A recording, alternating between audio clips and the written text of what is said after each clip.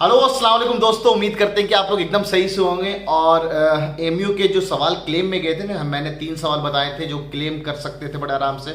वो तीनों सवाल करेक्ट होके आ गए हैं। और एक और सवाल था जो बच्चों ने कमेंट्स में पूछे थे कि सर ये सवाल का भी तो आंसर चेंज होना चाहिए, वो भी सवाल एक चेंज हो गया है। तो मैं आपको भी वो दिखा रहा हूँ कौन कौन से सवाल है, उसका एमयू ने फाइनल क्या करेक्ट आंसर दिया है। बाकी आंसर्स एज इट इज वही रहे, बस ये 4 सवाल के आंसर चेंज हुए हैं।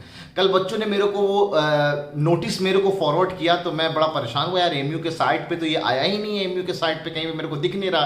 तो मैंने काफ़ी रिसर्च करने के बाद लोगों से पूछ करके तब ये जाके पता चला कि वो कहीं और जगह जो नोटिस जो उनका डिस्प्ले होता है वहाँ पे ये क्लेमेबल सवाल नहीं आ रहे हैं, है ना।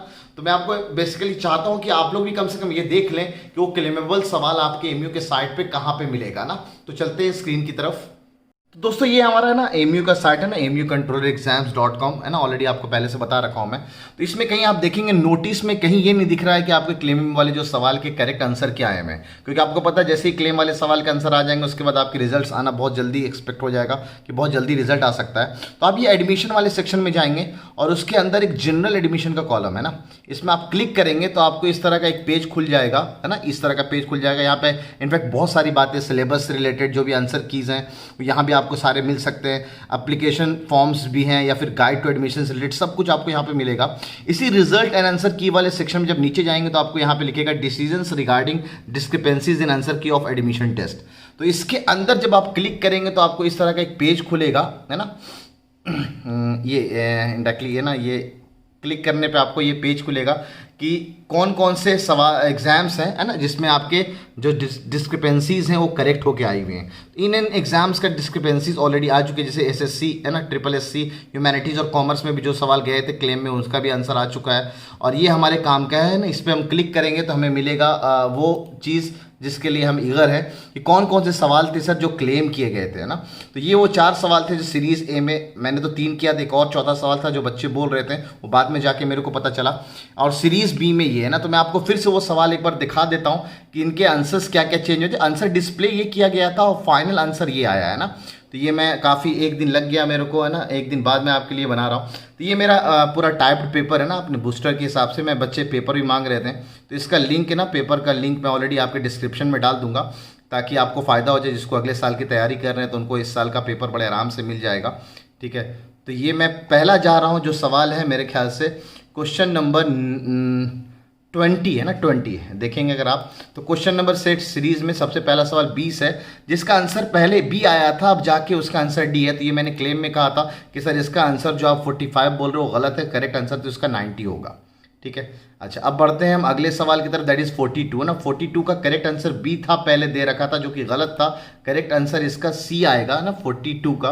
तो 42 का जो आंसर है, हाँ ये वाला सवाल है जो मैंने क्लेम के लिए नहीं बोला था। The third pillar of Islam is ज़कात, है ना। पहले आंसर ज़कात आया था, अब वो हज दे दिया उन्होंने। अभी भी कंट्रोवर्सी में है, लेकिन बस अब एमयू ने एक बार डिक्लेयर कर दिया है दोस्त, अब इसी को मानना पड़ेगा आपको। उसके बाद फिर हम लोग अगला बढ़ते हैं नेक्स्ट क्वेश्चन जो उसके बाद है 69। ये 2 सवाल केमिस्ट्री के थे ना, जरा केमिस्ट्री के सवाल पे जाते हैं 69 की तरफ, है ना। 69 सवाल में जाते हैं तो ये फिजिक्स चल रहा है, ये आ गया हमारा केमिस्ट्री 69 में। हाँ बिल्कुल, ये आउट ऑफ सिलेबस जो सवाल था जिसमें आपको मोलरिटी निकलवाई गई थी उसमें आंसर एमयू ने सी दिया था, इसका करेक्ट आंसर ए है ना। तो एक बार देख लेते हैं फिर से। इसका 69 का आंसर डिस्प्ले सी हुआ था, जो मैंने आपको सॉल्व करके दिखाया तो उसका करेक्ट आंसर ए आ रहा था।